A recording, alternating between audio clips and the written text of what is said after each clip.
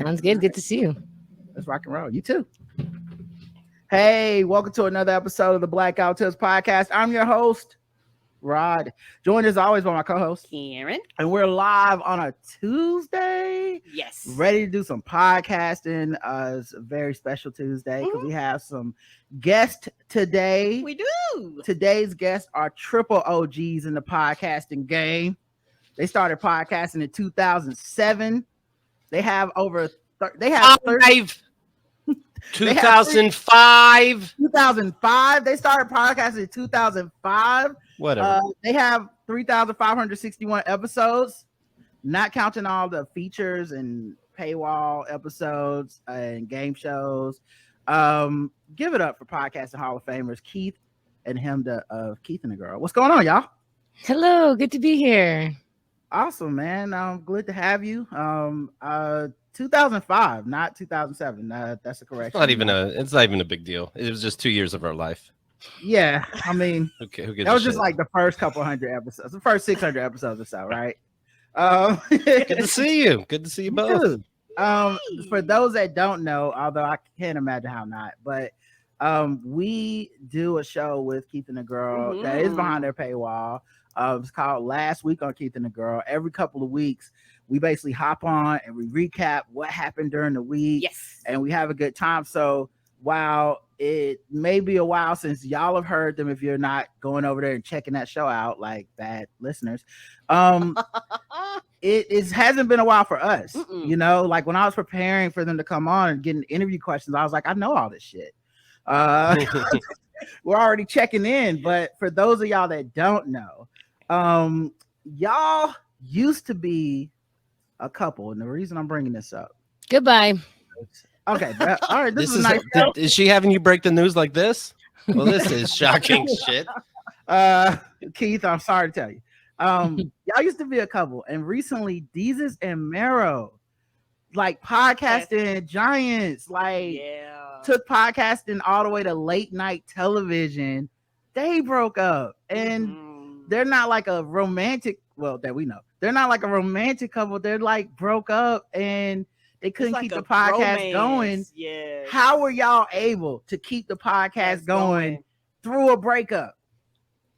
Oh, man. Well, I think this happens all the time. I think us expecting people who are in partnerships, romantic and otherwise, or in bands together, anytime that you have to collaborate on such a huge level and it only gets bigger and bigger and bigger, it's hard. And you hit some impasses where you're like, who are you?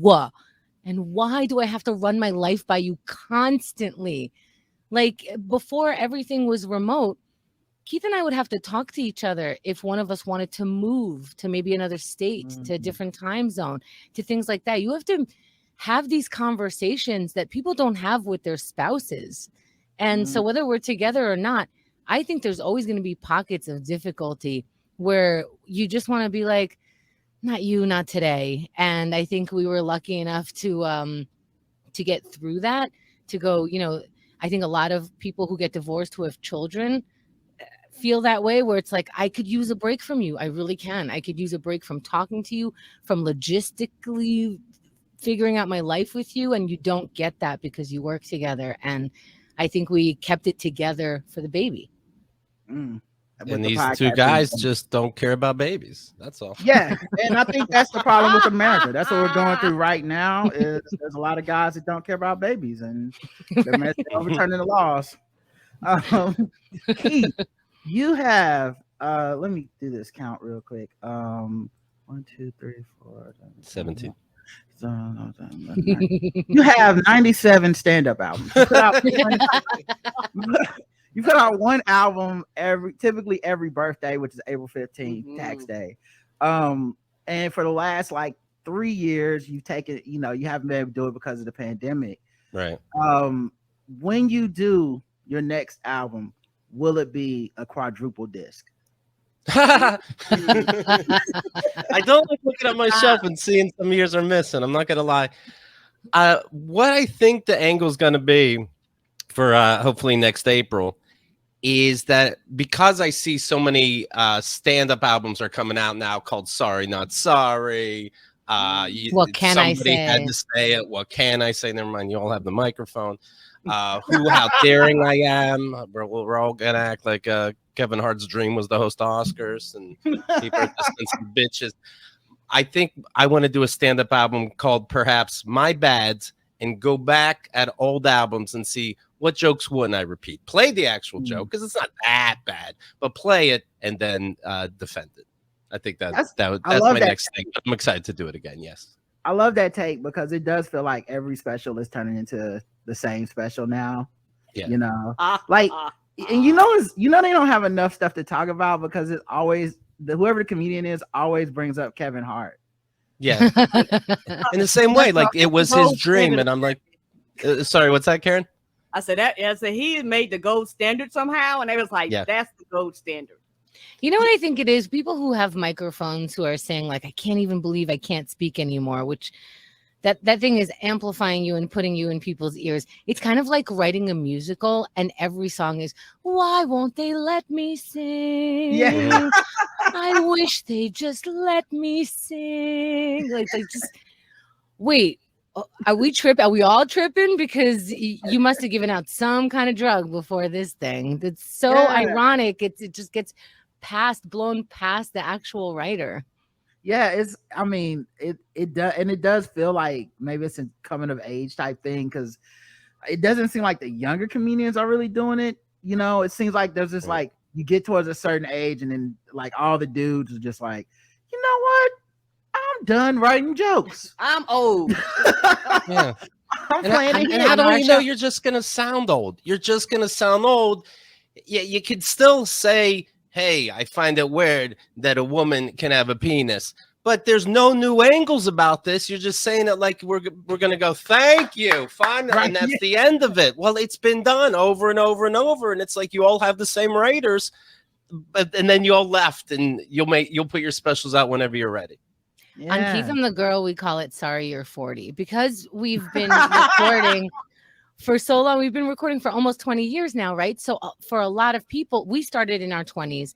And so we were talking to 20-year-olds, 30-year-olds, 40-year-olds. And what we noticed is about 40 is the tipping point of, do I want to learn new information? Do I want to write new information? Do I want to let new things in? Or do I want to turn into that person where inevitably we go, leave grandpa alone. He hasn't had a new idea in a long time. Dismiss everything he says, even though he still gets a right to vote. You know, right. So you have that choice at 40. Yes, you're exhausted. Another fucking dish, another adult thing to do that our parents made it seem like it's maybe so easy. Like, why can't you just be a good adult? It's like, I don't know. Being an adult is really hard. I hate it. And it doesn't have instructions. I'm surprised. Right. Well, now YouTube. I'm surprised that audiences don't feel let down. You know what I mean? Like, I feel a little disappointed if I went to like if I went to like Chappelle's thing and then Ricky Gervais's thing and then like I don't know, Bill Burr's thing. I'd be like, damn man, y'all just all wrote the same special. Like, give me a remix, give me a little something, you know. Not just old man shit, you know. I get that they're old and that's gonna be their perspective, but it is a little like no, because do you anticipate being old and having that perspective? Do you like that pass of being old? Should we expect at some point for us to hate what we're saying, but say it anyway and just go, it's too much to think about. I'll just say the same shit I said 10 years ago. That's got to be still true. I can't be wrong now. But the thing is, there are old people that adapt and adjust. So and that's the thing. And so it's like, you do know there's old people that actually use technology. They actually know the technology better than us because they're like teenagers. I'm retired. I don't have nothing else to do but fucking learn this technology. So I'll hip you to new shit. It's like people just opt out. Yeah, you can even be angry and old. Yes. Because like Lewis Black is angry and old, and that motherfucker killed. Like he's changed over time, but he's always funny. He's always on the cutting edge of like shit that makes me laugh, you know. Even though I'm riffing on him being old, but like even Bill Burr, he changes with each special. It's not the same fucking special from 2008. I do like that, but and I don't Bill know. Burr is and has been controversial, and you sort of like cringe a little before he hits some of his punchlines, and then you go, oh, sounds like he's listening to his wife a little bit, you know. And it's sort of giving him the you know, like he's not dismissing her information, like, Right. that's just women shit or whatever. Who cares? And she's like, look, this is an experience. If you want to continue being funny, you have to speak in the reality that you always spoke in. Reality is funny. The changing of information is funny. Should comics, the new philosophers, of course, should they be forced to marry outside their race? I think they have to. I think that's the only part of the deal. I think if you're white, you have to. Like if you want to stick around. It's also funny too because like I think he's such a sleight of hand comic because he starts with like the fucked up thing. You're like, oh no, we're gonna lose Bill Burr. How did he make it this far? But I knew I should have known. It's my fault, really. And then it is like he flips it on his head, and you're like, oh no. And that's the funniest thing, right? To get us angry, fake angry, and then get us back. It's fun. Chappelle, especially this last special, was more like, hey, here's something fucked up, and bow. And by bow, I mean, I'll laugh. You don't tell me when to laugh. Guy comes with his own laugh track lately. Well, I'm seeing in your chat, Think Pretty Smart is saying, whoa, why do their partners have to suffer to make them better? Do we get hazard pay? Honestly, like obviously that was a joke, and but it's also not, right? We talk Can about we not tell jokes nowadays? Think Pretty Smart. What can he say? What can I say? Does the guy die? Everybody hates the straight white man. I get it. I'm just asking questions. You can't even ask questions now if it should be mandatorily race dating. Honestly, I feel like whoever Bill Burr's with, they're gonna suffer, right? That's what the comedians do. Like the jokes of almost every comedian is the person I'm with gets on my nerves, or here's this goofy thing they did, and then they make a joke about it. And it's just, I think it feels like suffering on the stage, but in real life, they're rich. So. but also, I also think that he's pretty respectful with his jokes about his wife. The joke is usually on him and how she's evolved and how he should do what she's doing and respond the way that she is, but he just can't. And Think Pretty Smart again is saying, so that's a yes for hazard pay.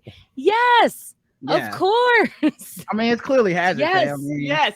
That's what the hazard pay is this $6 million house. Hazard pay is me doing DoorDash every day of my life for the rest of my life if I feel like it. Yeah. I don't know.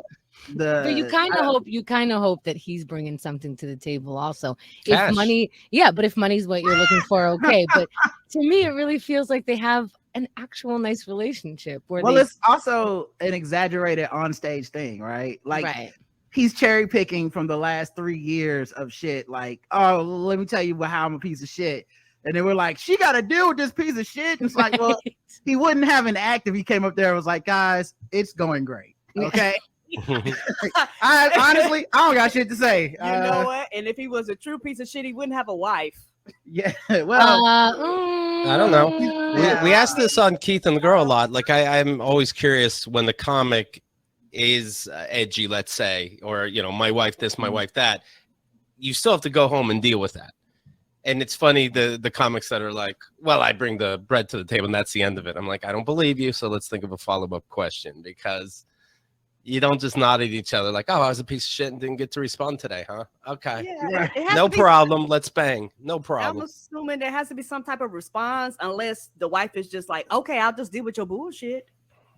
Which happens now. I know that happens. I think for like Bird, they build in the response. That's part of the given flow of the act is she says this and then I say this and then this, and also jokes on not all of his stuff is deep when he talks about his wife. Like one of the main things is she taught him that he's Ashy also. Yeah. Like it's not all race relations. I mean, I guess yes, that is race relations, but it's not all like in the depth of how everything needs to be. It's just I want Keith and the Girl to only interview the spouses now. We have on the comedians. I want the spouses. I would love that. Could be a podcast of its own. Yes. Just you go talk to the people that are like the exes, the butt of the jokes, that would be a great podcast. You'd be like, no, that motherfucker really did do that crazy shit. And we get a bunch of them together too, because they'll egg each other on, Yes. And of course, because again, 17 years of podcastings and comedians like to date each other. So we have interviewed people's exes. by accident. We had them on before they were together, then while they were together, and then sometimes broke up immediately after our show because it's like, why'd you say that? Well, why'd you say that? It's We're like, just asking questions. My favorite is when y'all have somebody on that's like they're dating someone else in the industry and they're very secretive about it. It's all like, hush hush. Right. And then like they break up or something, or a few months down the road, then it's like, yeah, I was fucking so and so, and it's like, oh, we can say the name now. Okay, now I gotta go back, re-listen to that old episode. So that's what they're like. Okay, appreciate the you dropping the act. Keith, can you tell everybody you have a book coming out? I'm excited about this. Tell everybody what the book's about. Which, thank goodness, right? You don't want to put out a book and not be excited about it. It's about my dad who wrote to my ex-wife 2 years after our divorce and said, hey, why did you guys break up? And that they don't talk. They never talk like this. It's weird. It's definitely behind my back. It's not, it's not blowing my brain, but that's weird. She showed it to me, this email, and said, what the fuck? Can you get out of my life already? What the fuck is that? Why did we break up 2 years later? And I go, sure. Hey, can I pretend that I'm you and write my dad back? And she's like, again, who gives a fuck? Do I live with you? So that was a birthday gift to me. By the way, when he wrote her, it was on my birthday. That was interesting to me. So then I started acting like I'm her and saying, well, I can tell you what happened. Can you keep a secret? He, my dad, who happened to be a Catholic priest, I feel like that's important to the story, says I can keep secrets very well. Long story shortish, they end up flirting with each other.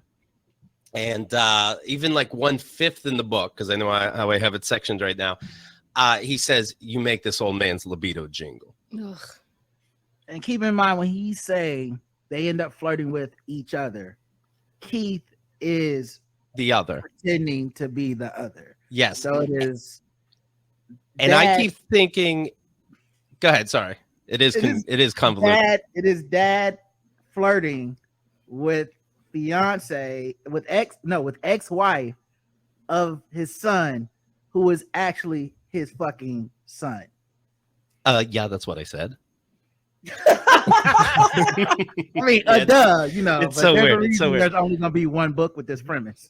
So then it ends up going on for at least a year because my dad keeps reaching out. Me being fake Catherine, tried to end it. Made it, started just writing silly shit. Like, it's clear you don't want to engage with me. Hinted that my mom, his wife, is gonna find out all this. And he kept poking and pushing to the point where it doesn't even matter if I give away an ending. And by an ending, I mean 20 endings. I wrote he said, oh, I can tell you're going to tell my wife. That's why I'm taking it. And he types, so don't, maybe we shouldn't talk anymore. And then I wrote back from Kat's account, very good, Dad. Finally, good job. That's being an adult. Signed, Keith.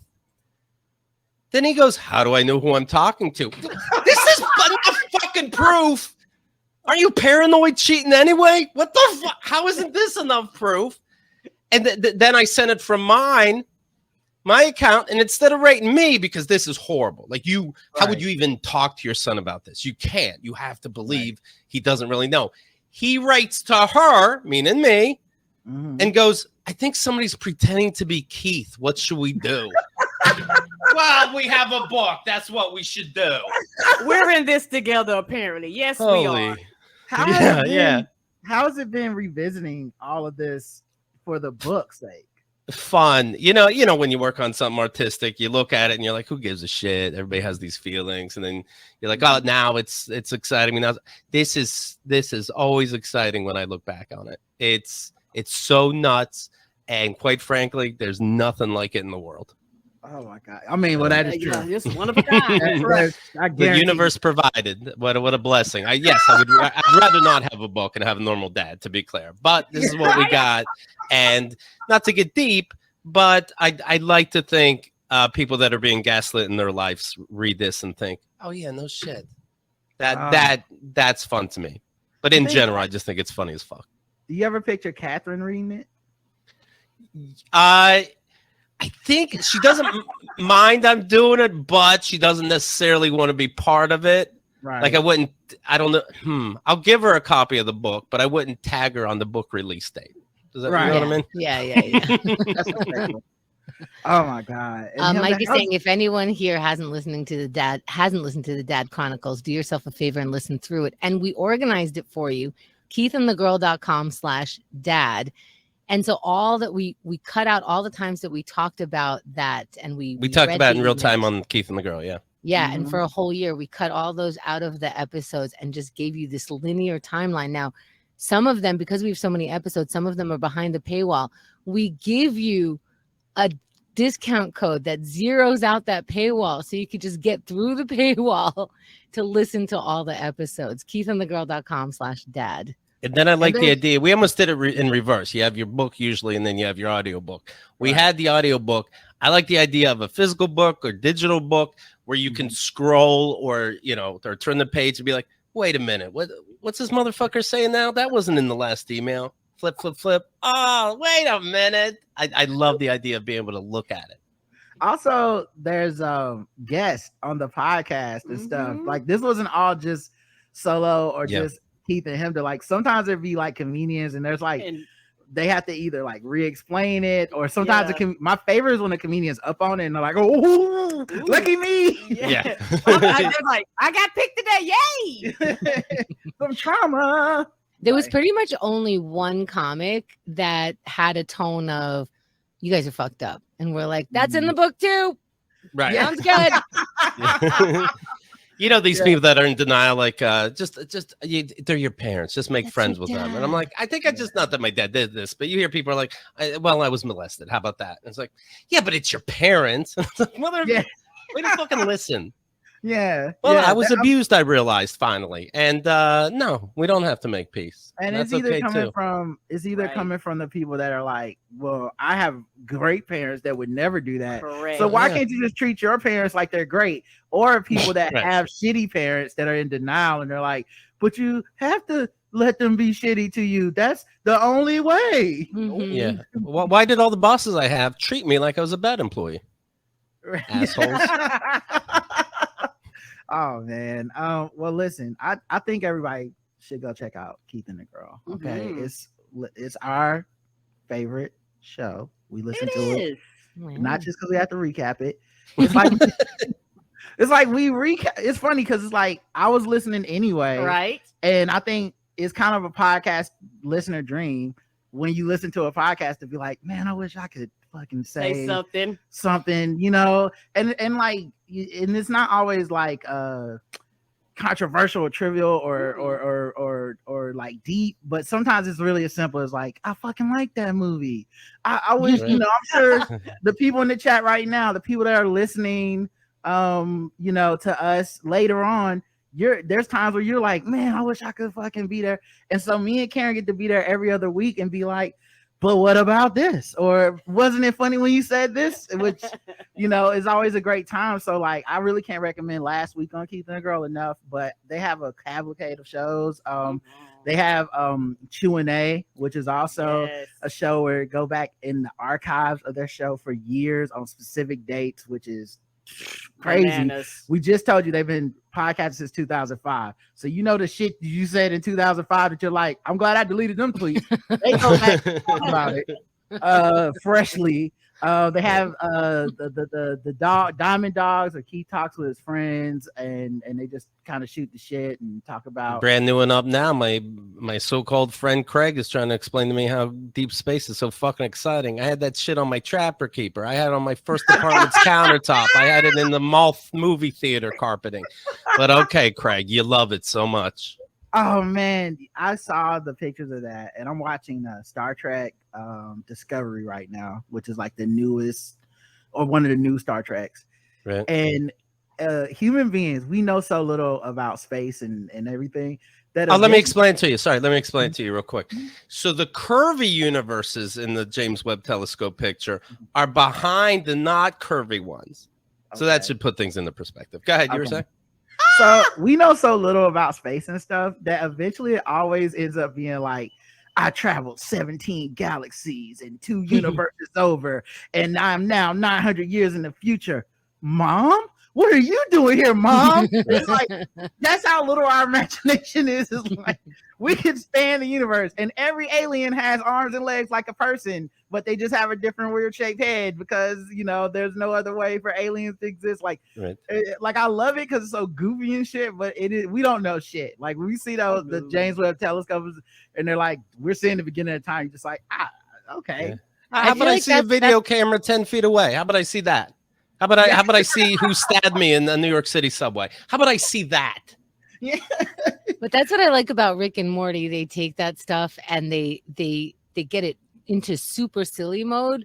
Yes. But also the story is so good and follows some like goofy science fiction, and they do it so well. I'm a sucker for all that shit. Like, I'm a sucker for it. I know it's stupid. I know it's ridiculous. Like, I just watched that episode where there was some kind of portal to time and universe that you got to go through it. You go back to where you belong and shit.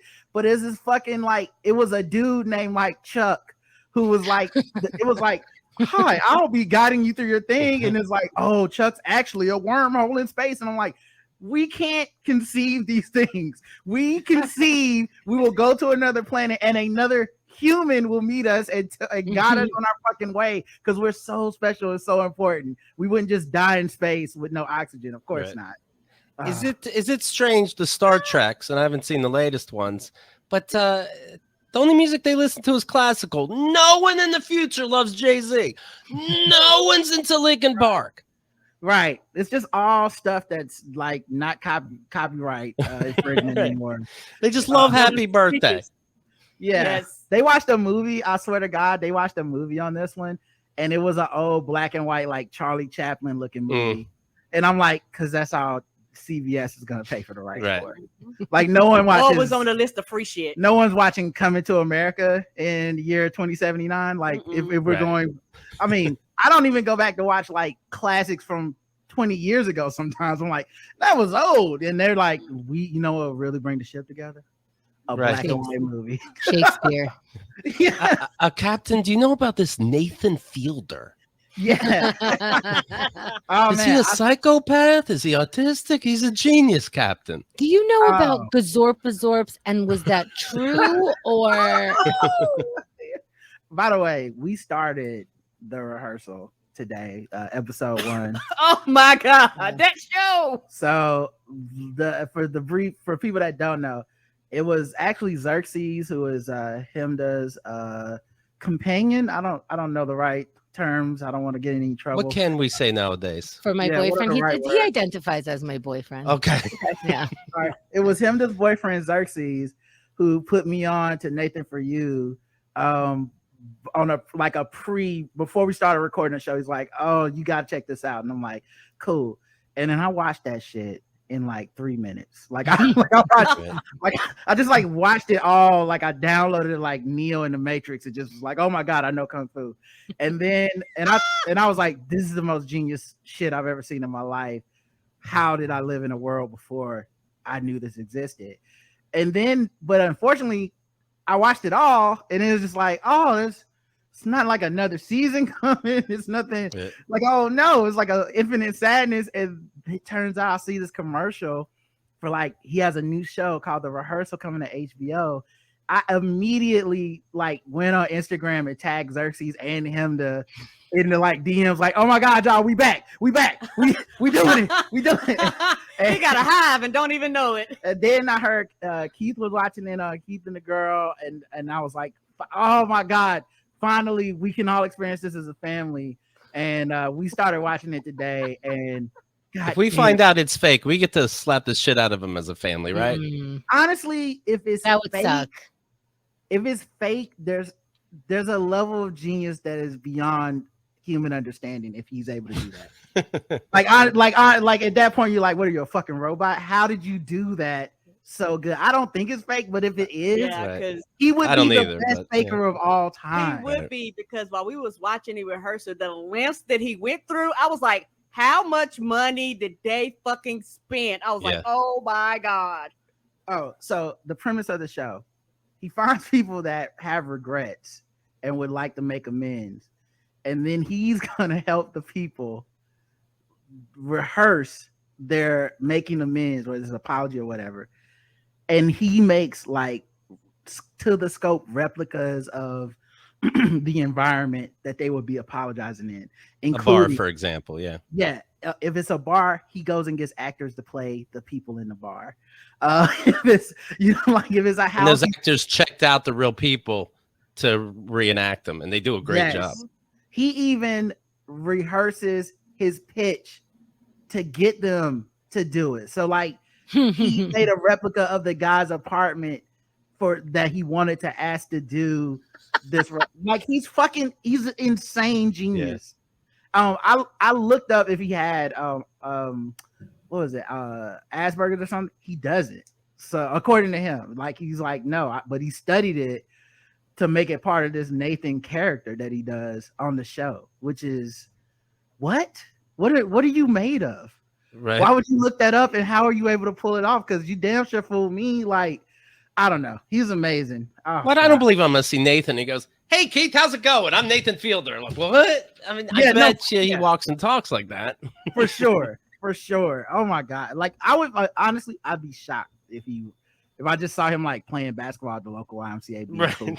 Like, what the fuck? I would look around like, where are the cameras? Why aren't you like? Why am I looking at you? Yeah.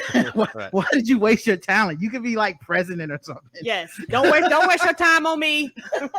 In Rehearsal, the first episode, he meets the woman the real woman that's going to accept this apology. She doesn't know, she's going to receive the apology. I mean, and he made up a store or a website called Thrifty Boy, and so that she rates an article. Am I explaining this right? So that she rates an article for Thrifty Store, but it's really just so we can see how she talks and communicates. Yeah, Thrifty Boy. If you look it up, it is a real site, and it explains how they had to close down. Why? It's not real. Not really. There was no Thrifty Boy. He only did it to find these people. And then he took it down. Not to spoil too much of Nathan for you, but there's a whole episode about Holocaust deniers. And he ends up making clothing that is about not denying the Holocaust. And I bought some socks. Like, it's real. Like, you can buy the clothes. And I think the socks say deny nothing on them or something like that. Because he takes shit that far. To make his point for his comedy. I honestly, man, if y'all listen to the sound of my voice, I honestly can't implore you enough. I know it sounds stupid. With Nathan Fielder. Does he do stand up or this is? He did do stand up. Okay. Yeah. I don't know if he still does it, but he did do stand up. And did he talk the same way? Yeah, he's dead. He's deadpan. Yeah. You know what I mean? Like, but it is funny that he explains to somebody, "Hey, for 3 months, like a psychopath, I had people come in from the gas company, but we really made a 3D image of your entire house, and I planned everything we're going to say down to the chair I'm sitting in and where that is in your house." And the other person goes, "Okay." Yes. Like, no one's ever tried to beat his ass. That's the most amazing part. Right. And it must be because of his deadpan shit that no one's ever escalated. Because like he had a whole episode where he made people take like a hike to the middle of the woods for like to the top of like a mountain or a hill or something for like a gas coupon or something. Got them all there. Too many people did it, and he had to have a moment of like, guys, so we didn't think everyone would do this. So we actually don't have a gas coupon for everyone, but we did bond, and I think the journey was important. And I was like, oh, this mob of people is about to beat the shit out of this guy. No, they were like, you're right, but we did bond. Too good to be true. Okay. What a hell of a walk. So you're saying it's not free gas for life? It's like, nope. All right. You're right. We had a good time. I'm like, whoa, amazing comedian. But like I was saying, because we talk all the time, I feel like we can actually talk about some topical news. Please. Okay? A lot of times we have guests on here and they're strangers, and we gotta do like fucking 7 hours of, so how'd you get into comedy? And I like that we don't have to do that today. Yeah, I hate comedy. You know what I mean? Fuck it. A robber stole $22,000 in $1 bills from a Providence strip club. Oh, wow. He's strong. That's one thing. that adds up. That's a lot of weight. You can't really run that fast, you know? And they were probably loose. That's gonna be a piss Taylor when you know the bank teller. They gotta count that. They're gonna be mad when they go get that deposit out. Yeah, I think you have to actually launder that money. Like, I mean, laundry.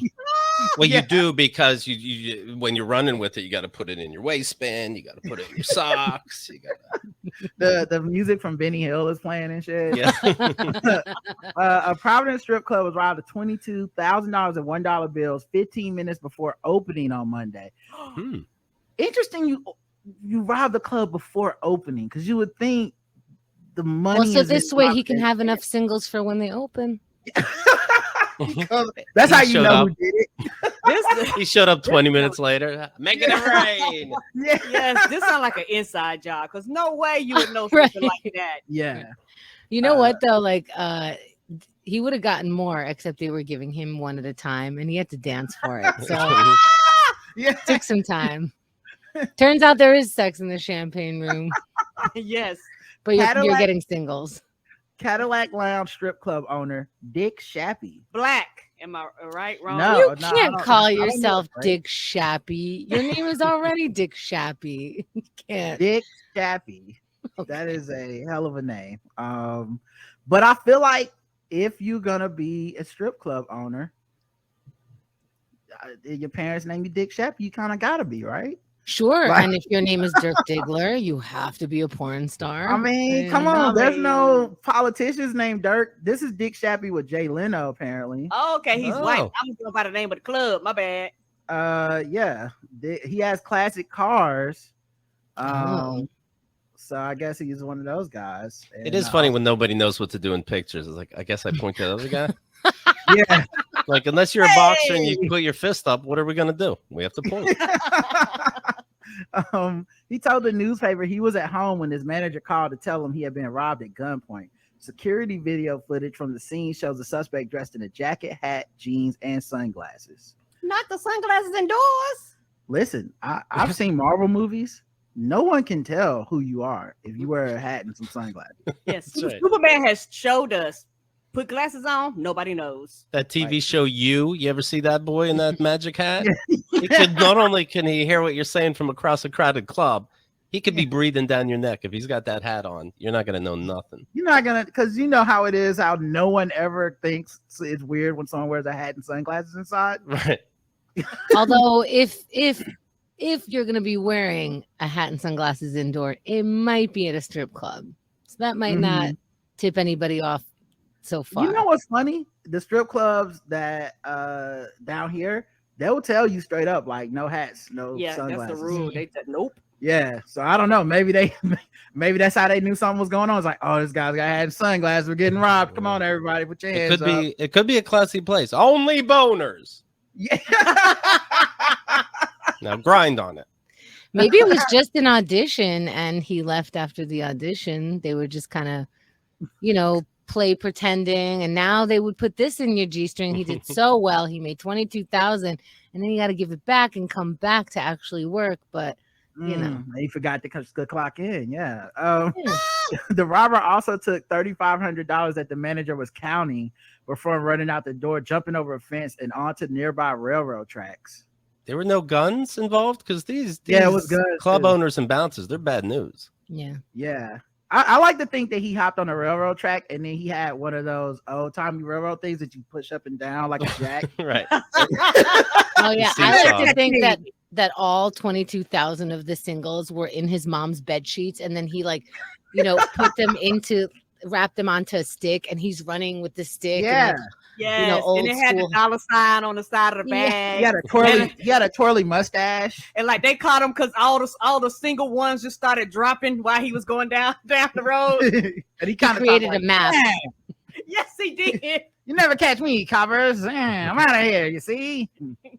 Shappy. So I take it he got caught? No. Oh, that's great. That's great. No, they do have his picture, though. With Jay Leno. Let's look into this. That guy has 60,000 getaway cars. Jay Leno's with the robber pointing to him. Hey, my man. This is what the guy looks like. I'll try to blow it up a little bit. I cannot. It looks like maybe he could be any race under there. Honestly, he could be Captain America. I wonder if the masks, the pandemic masks, they have to be good for robbers and stuff, right? They have to be. I think so. Oh, Maybe well, that's- shit, until recently. Well, maybe that's why people are taking risks at fast food restaurants. Like, I have my mask on. I'm gonna kill you if you don't give me the right sauce. You know what? Until recently, I bet the robbers they're mad about all the mandates coming down. They're like, fuck, man, I was robbing people. Oh, because we Now all they look the know. Same. That's why they look at me and Karen Strange when we go to the store now. Yeah, They're like, they do. Oh, yeah, they Bonnie and Clyde. They're like, you're the two.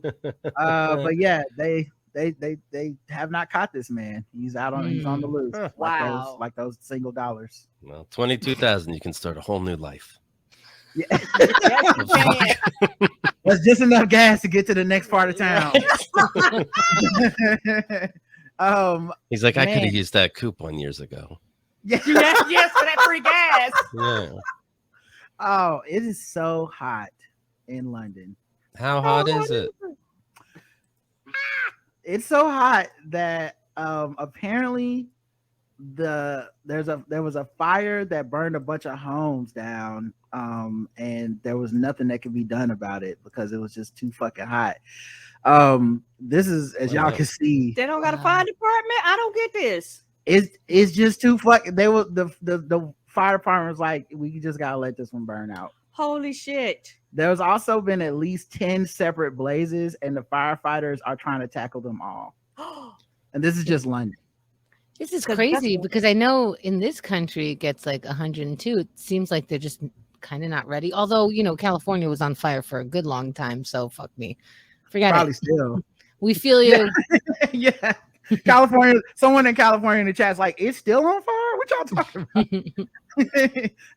So But the houses yeah, are just combusting? Well, I don't know if they're just combusting, honestly, but I just know there's 10 separate fires at the same time. So I would just imagine that maybe someone woke up, made some beans for breakfast. You Put call some the tea fire in 'em. department and they're like, in this weather? They said they had a total of 300 to 350 calls for help on a normal day, but then by this day, by late afternoon, they had 1,600. Goddamn. Not even a full day, 1,600 just by the afternoon, because And that's how hot it is. They don't have indoor air, do they?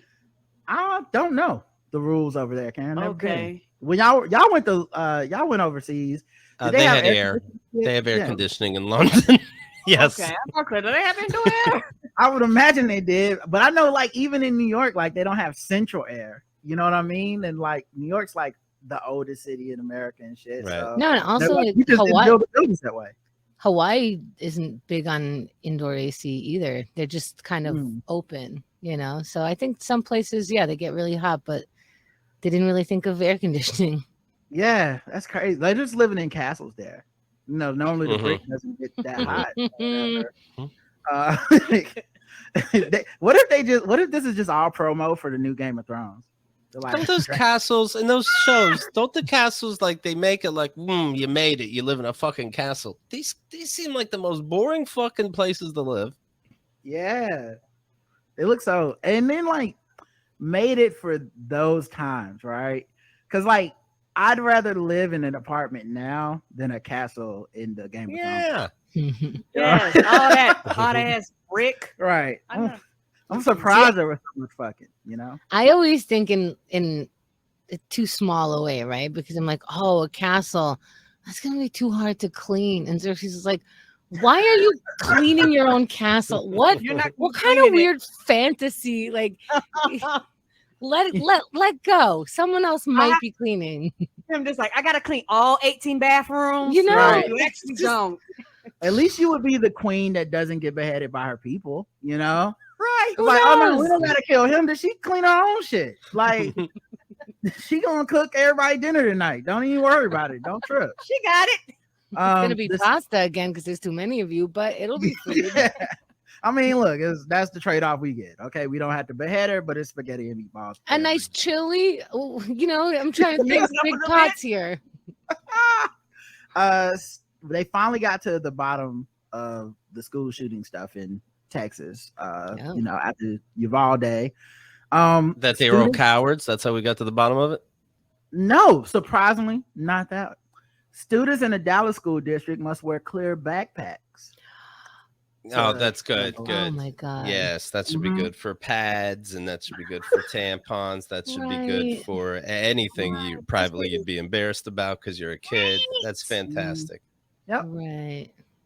Yeah, I hate that Fixed bullshit. No need to pass any legislation, guys. Got to the bottom of that. Shouldn't be any school shootings anymore because, you know, school shooters hate when they got to bring in their plastic backpack. Oh, no. So embarrassing when it's like, oh, no, not my AR-15. I know. Kryptonite, clear bags. I guess I won't be shooting these students. They just turn around the door like, I was going to kill everybody. Fuck. They got clear backpacks.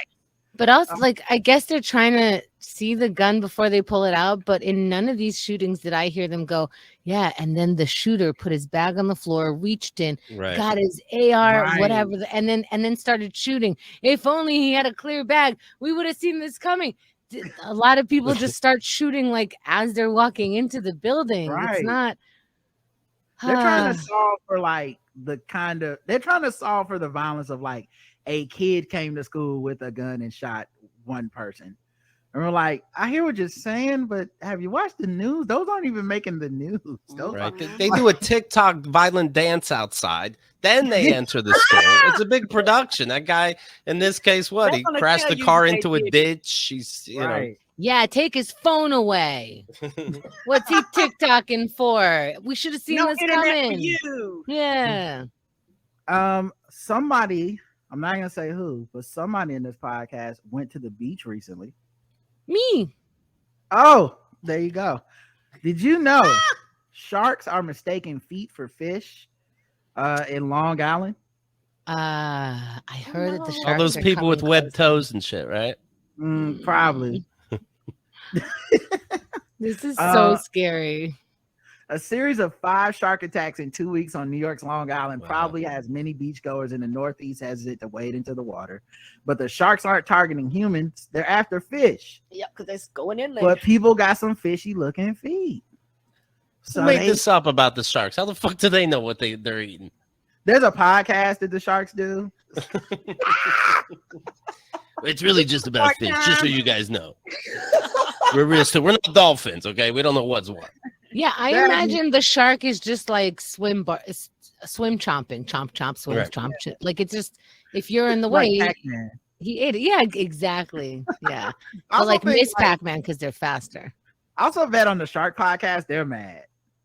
You know, they're like, man, if I fight one more fucking foot, dude, like I'm tired of these people. All I wanted was flounder, and I got foot stuck in my left teeth. Get the fuck out of my house. Did I mention this recently on Keith and the Girl? But there's a story about where somebody was, it was a lifeguard training session, and the lifeguard was pretending they're drowning, but he was actually coincidentally getting eaten by a shark. Grabbed onto the leg. He's like, oh, and they're like, all right, you really put on a performance, but no, go away. Like, okay, sometimes people will fight me. No, we're coming over. Oh my God, no, I don't think you mentioned that. I don't remember it.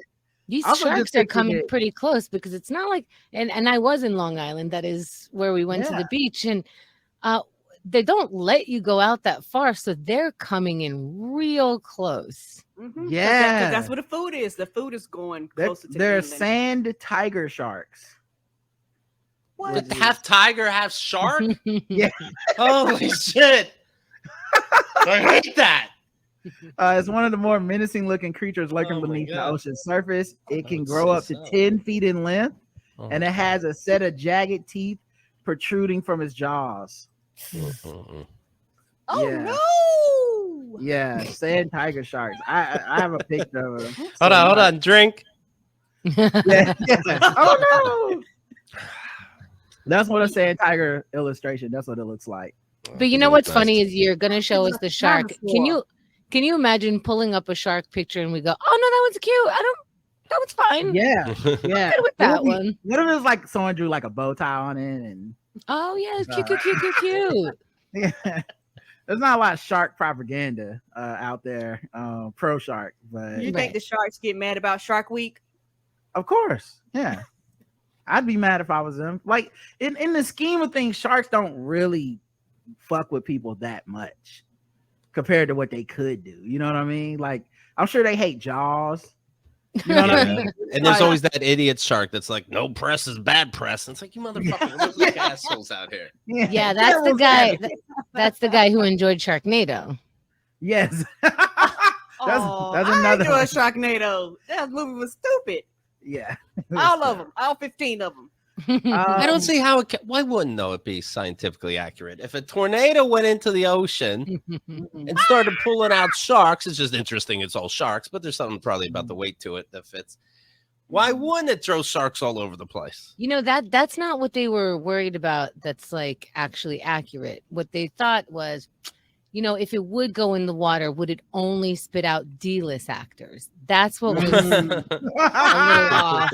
Yeah, it's interesting they went to Sharknado and not Sharkfoon or Shark Clone because those are like the water-based ones. And they were like, no, we wanted to be like you're in Omaha and a tornado can have a shark in it.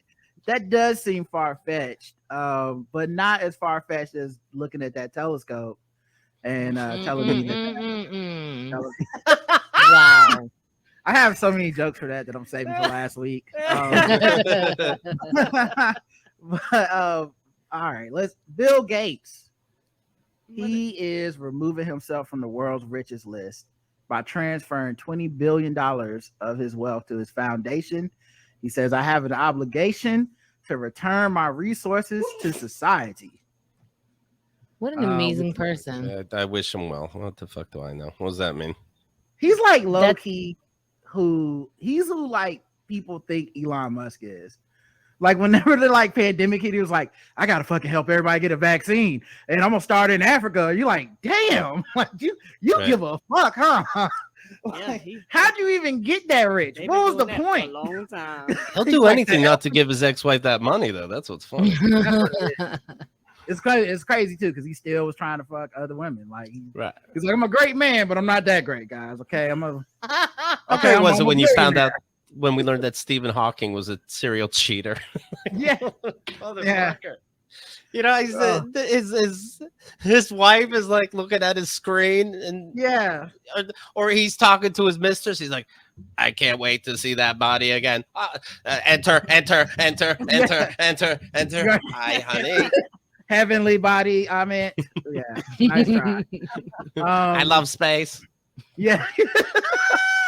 On Wednesday, the billionaire took to Twitter to outline his plans to increase the spending of the Bill and Melinda Gates Foundation from nearly $6 billion a year to $9 billion by 2026, which is already wild days. Because when you look at the charitable giving of the other billionaires, they're like, here's $100. I'm good.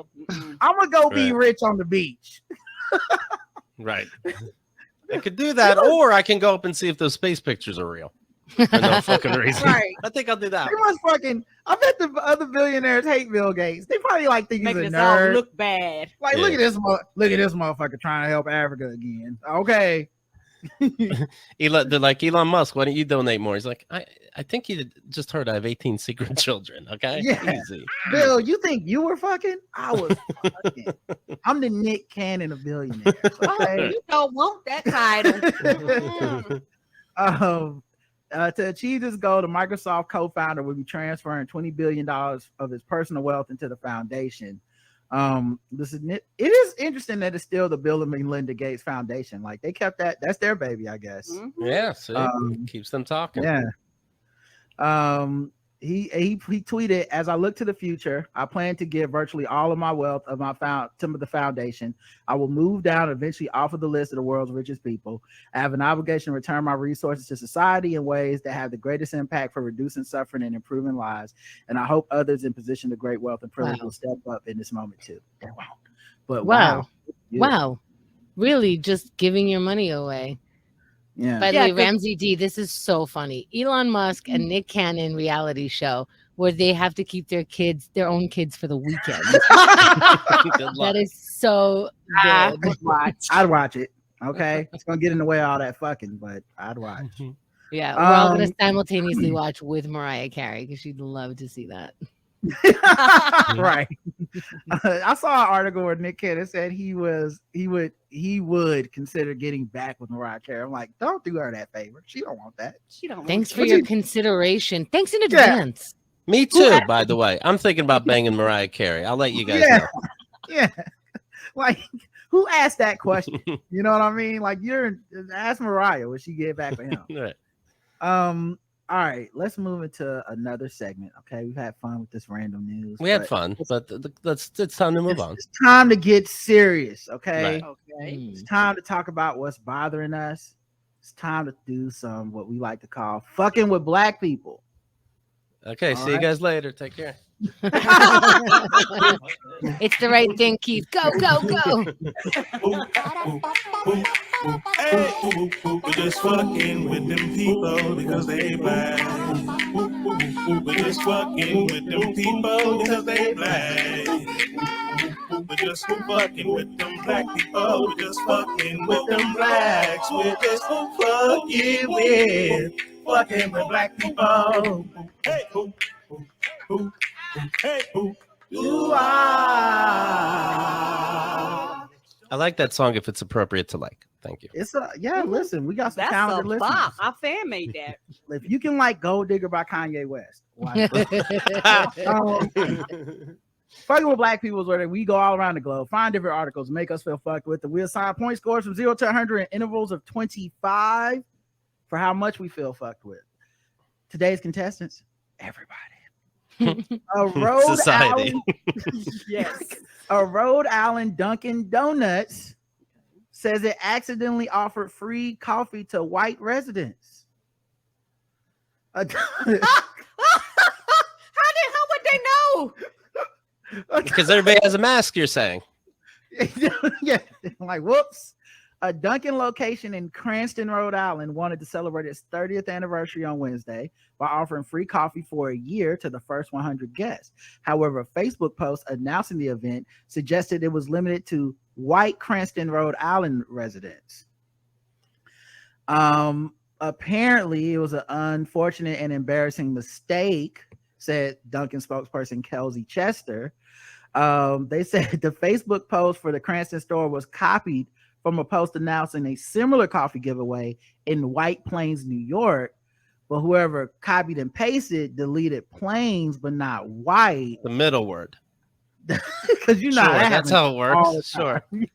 Sure. I see in the chat for the record, Mike is writing that 2 black people in Rhode Island can't get their coffee. That's too bad. This place actually is a diverse area. It was a big area. That's even worse. Yeah. In any case, also, how did you get to, like, they're in Rhode Island, right? They're copy pasting White Plains. Now we're in New York. White Plains is pretty much just above the Bronx. We're never going like, oh, it's the weekend. Let's make our way to White Plains, the most happening town in New York. Oh, it's just slightly above the Bronx. So much fun in White Plains. Like, that's so random. You must have Googled towns with the word white in it and then said some weird copy pasting. You should be fired for not knowing how to use your mouse or Control C. Like, that's not how anyone copy paste. White Plains. How about plain people? Like, that's this is the quality left in the industry, man. Like, you know, this is what a bunch of people died. You know what, Keith? This is why we need people like Keith. Keith would have caught that and be like, you know what? You're not going to post that. Yeah. Right. You know, they call me a grammar Nazi, but this Nazi isn't putting out white people get free coffee only. Yeah, I'll tell you that much. Grammar Nazis are pretty fair, you know. In any case, dozens of people did line up hoping to get a year of free coffee. Shelly Ramsey, a black woman and a regular at the store, was shocked to find out about the post, but she believes it was an accident. It's too racially diverse in there. It's just, that's not how things roll, according to her. A spokesperson for and black people do fuck with Dunkin' Donuts. I know because we had that one article where that guy said this. Yeah. Always go to Dunkin' Donuts, never Starbucks. Okay. Thank you, We just wanted to ask you.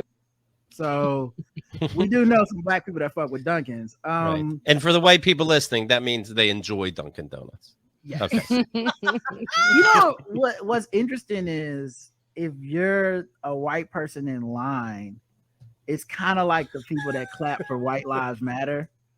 Remember when that one was at the Trump rally and she was like, this is a victory for white lives, and everybody clapped, and then she's like, oh, I misspoke, but you can't take the claps back. If you stood in the line when you thought it was for only white residents. Yeah, it goes. I think everybody was like doing a telephone, like whispering to each other, like, this one's for my black friend. I swear to God. Yeah. I'm gonna give this to a charity like Bill Gates. I'm not gonna. Yeah, I'd put this. I'd say it's a stupid accident. I'd give it 25 points, but then I look at the line and I'm like 100. Yeah, they're all still there for the free coffee. Upon the typo being discovered, we immediately corrected the post. The spokesperson said. So, shout out to the first 20 black people that got turned away. But after that, right. Come on in. And we fixed it, and only black people get free coffee. Yes. Oh, you mean only black coffee? So there's no cream, no sugar? I don't know. I don't want. All of a sudden, Dunkin' Donuts comes out with like a white coffee because Starbucks has a flat white. So they're like, no, we were just warming up for this new white cream coffee. Yeah, that's it. White coffee. They just gotta like give to some charities or something, Right. That'll knock it out. All right, let's rate it though. All right, this is important. 0 to 100 in intervals of 25. Karen, I'm going to give this a 25 because I think it was a true mistake. I'm sorry for the few black people that got turned down, but I don't think that it was done on purpose. And they fixed it and they apologized and they didn't double down. So why 25 though? Why not 0 if it's an accident? Because look at your work. You got to deduct something. You have to get an A-.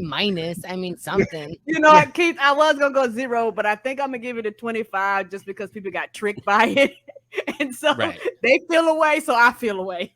All right. What about you, Keith? I really do think like 25, and then you see the line that people did stand in, and it takes it to 125. Yeah. The people in the line definitely get 100. Right? Yeah. Like you did stand in the line when you thought it was whites only. Come on. And it's 2022. It's not crazy that they would have wrote white people only. Yeah, that's not fucking nuts. So there was an insurance company that put a sign on their door that said something to the effect of like, happy Juneteenth, enjoy your fried chicken and watermelon or something like that. And it's like, that was a business. They thought it was a good idea. So white, it's not, you're right. It's not too far-fetched. What about you, Chemda? What would you rate it? Okay. So I'm going to give them $25 for picking White Plains. I don't even know how you found that on the map. Okay. So I give you 25 points for copy and pasting wrong, the first thing we learned on computers once we got to that space. And I'm giving 25 points for the line. So I'm going to give a total of 75 points here.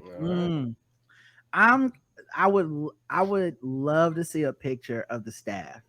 Cause like I can't imagine anything funnier than if it was a black person that fucked up the copy and paste. It's like, oh shit, my bad. I mean, it's down with the people. You know what I'm saying? Burn this motherfucker. Pay attention to your shit, folks. I mean, everyone can make a mistake. Because that one black woman who was a customer said it's too diverse up in there, which sounds like the employees are too diverse for her to believe it's real racism, which means maybe it wasn't a white person that fucked up, which is hilarious. Anyway, I'm gonna give it a 50 for the line. Honestly, it's almost totally for the line because like I almost understand fucking up the copy and paste. But there's the manager that gave it to the Facebook person. There's at least 2 or 3 people involved in it. I guess if white's their promo. I don't know that they have that chain of command. I think they were like, is your son tweeting for us or what? Can you just we said one every 3 hours. Let's go. I thought There's you not said you even knew like how to. there's not even copy editors on these internet newspapers anymore. Like I Not often anymore. read an article and I'm like, that's a clear mistake. Did no one look at this? So I bet there's no Like, you copy didn't editor in space that Dunkin'. right. Where's the comma? They're just like, I don't know, copy paste something, man, put it on the wall, and it's like, all right, sound like a good idea to me. I guess. Anyway, that's our scores on that one. Let's go to Well, the with all our next. 25s, it's 100. That's the point. Yeah, I mean, it's pretty bad. Let's go to the next one. How about this? Marjorie Taylor Greene. Oh no! Right? Come on. She's on a permanent 100 list. Georgia Republican, U.S. representative. She's under scrutiny after she headlined a white nationalist conference in Orlando, Florida. Is a White Plains National Conference. It was a typo. She assumed it was a typo. Also, I like headline because it sounds almost like a comedian. Right. Oh no, She last to come out. she wasn't the opener. Okay, she was headlining that motherfucker. She's earned it. Yeah. Yeah. Tucker Carlson was the middle act, and the Proud Boys was emceeing. During his, No. are y'all ready for some supremacy? Give it up.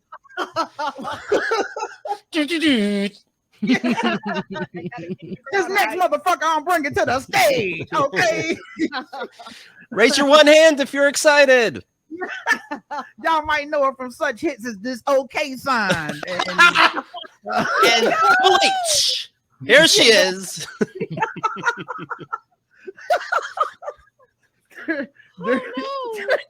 During the event, That's terrible. attendees cheered Russia's invasion of Ukraine.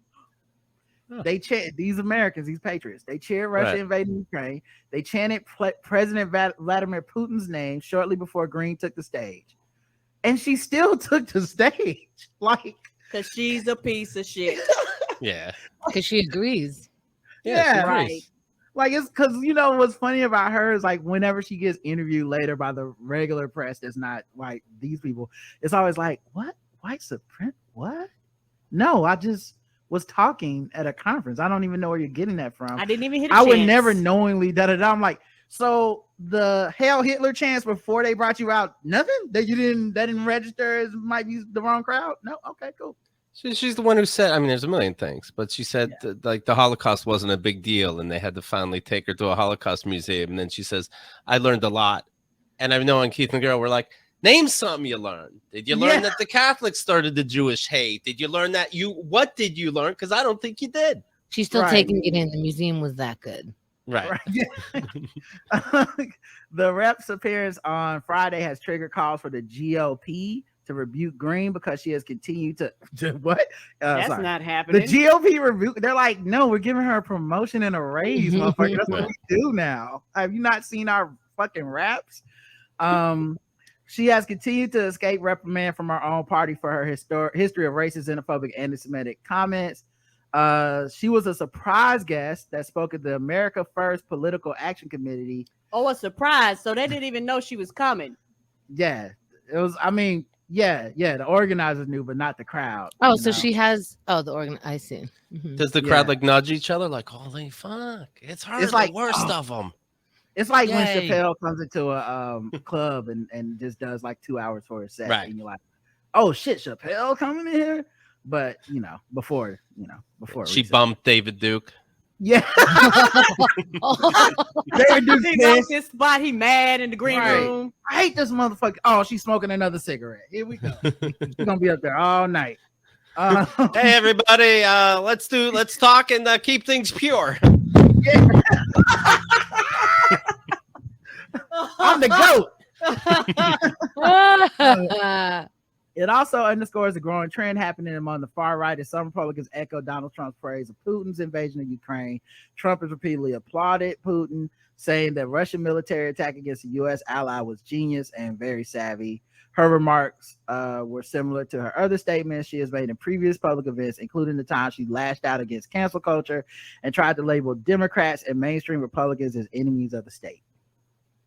Sure, why not? What's more cancel culture than calling someone an enemy of the state? Isn't that the ultimate? Right. That's crimes against humanity. Yeah. Like I can't say a slur. That is the same as it's identical. Cancel culture. What we should do is kill you. Not cancel culture at all. That's permanent culture. Isn't war the ultimate cancel culture? Putin is invading the country. They're like, yes, get him. Like, well, there's no more cancellation than that, nigga. You motherfucking blew up a country. Anyway. Can't even cancel the baby growing in your womb. My goodness. Right. Oh, by the way, that's gonna be a t-shirt. I hope they don't listen to this show, so it's safe. But cancel my baby. They're definitely gonna. You can't cancel this and put like a fetus with a sign. Right. Over, like, I have a 3:00 cancellation on Tuesday. We should just rebrand abortion as canceling babies and then really have culture war. Anyway, let's rate this race. It's Karen 0 to 100. How much do you feel fucked with? Oh, just because she's on the permanent Dracarys list. Her face. Okay, all right. Dracarys is the highest level, even over 100, that we rarely pull out, but sometimes people earn it. Keith, what about you? 100,000. Yeah, she's the worst. This is no surprise. 100 without exaggeration. Of course, it's horrendous. It's deliberate. She knew where she was going. How do you? I don't even know. Is there a question here? Like, who are you? Oh, are you testing us to see? Like, yes, the worst. 100 million. If this was money, I would save the world and all hunger would end. Just all of it, all the points. All right, I'll give it a Dracarys as well. I feel like she's a permanent. There's certain people whose name the article starts and you're just like, I don't know. Like Hitler, who they were like. He's on the list. Yeah, George Zimmerman. There's just like certain people like, I don't know what he did. Like George Zimmerman got in a wreck. And you're like, 100. He's still around. He's living.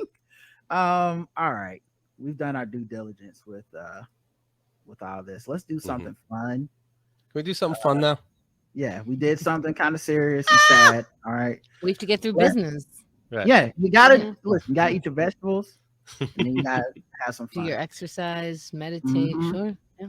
So it's time for us to do something we don't always get to do, but we got a couple experts on the show. Yay! Let's do some white people news. White people news. We're bringing egg salad to the barbecue. We might be problematic or a little bit dim. The sun's really harsh on our fragile pink skin. White people news. All right, let's see what these white people are doing. All right, and I'm guessing it's too much. White people news is where we go around, find articles that make us feel all nice inside because it's just what white people are talking about, low stakes, fun stuff. Today, Emily Ratajkowski, nice, 31 years old, steps out with her baby. Oh, I'm debating about fucking her, by the way.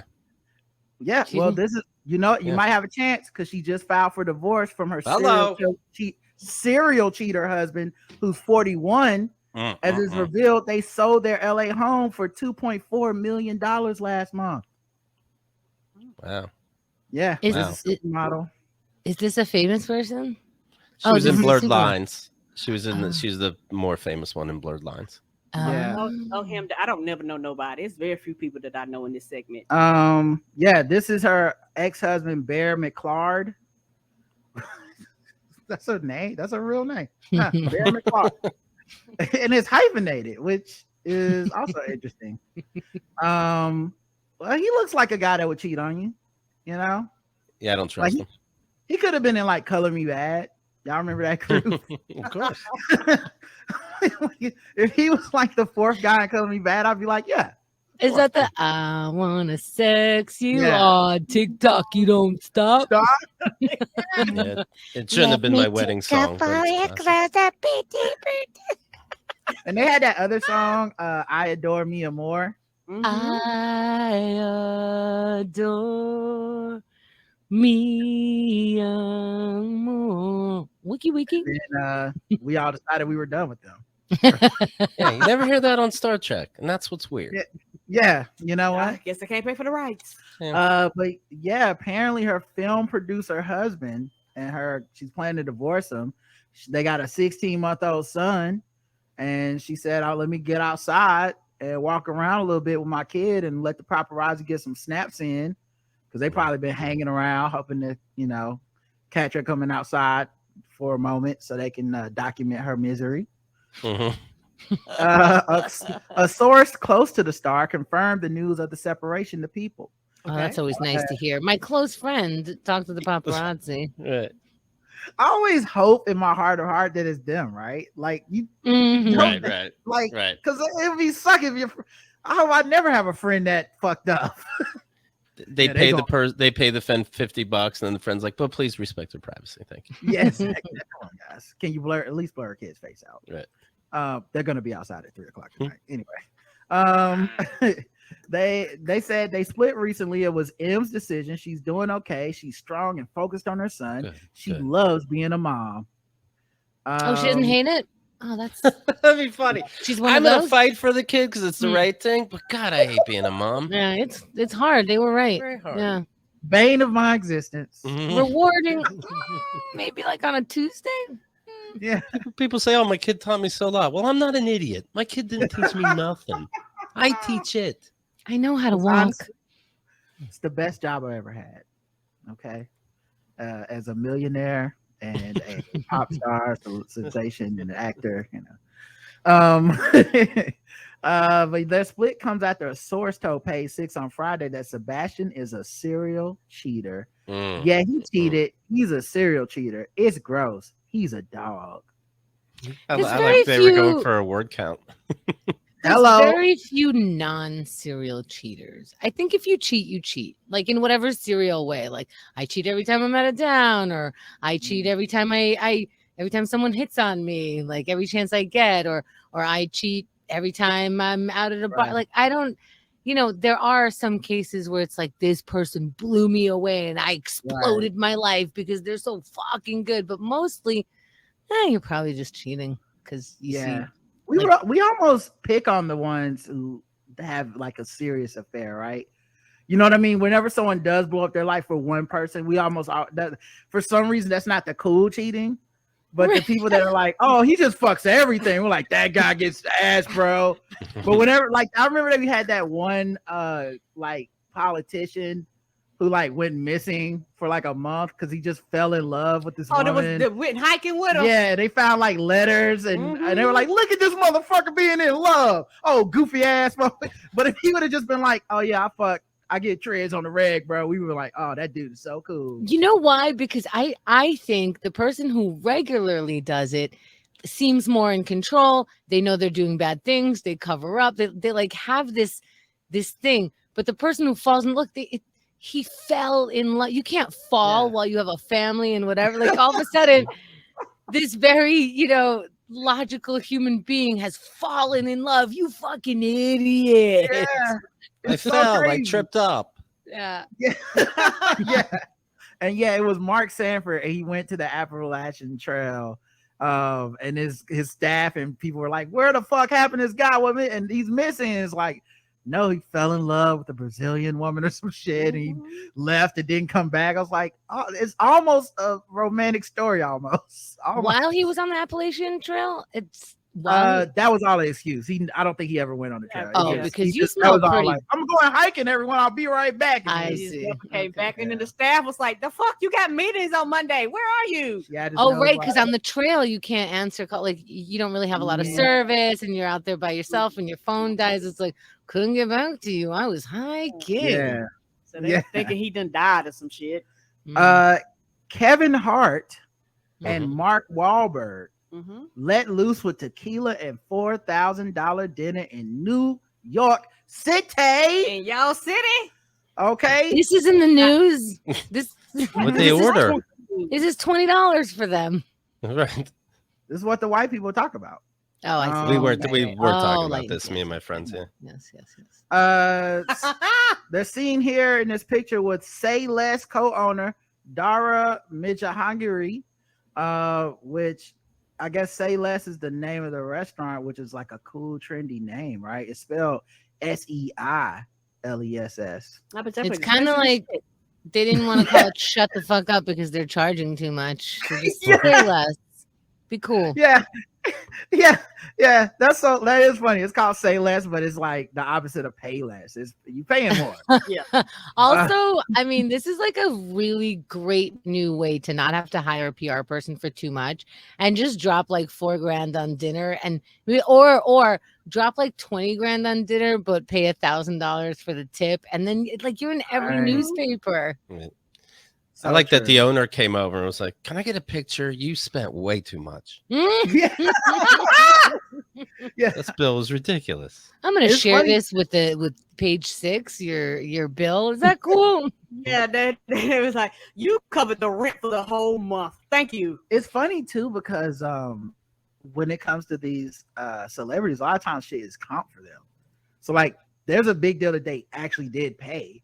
You know what I mean? But normally they pay celebrities or they let them eat free because like we had Mark Wahlberg, and Kevin Hart in our restaurant. It was a big deal.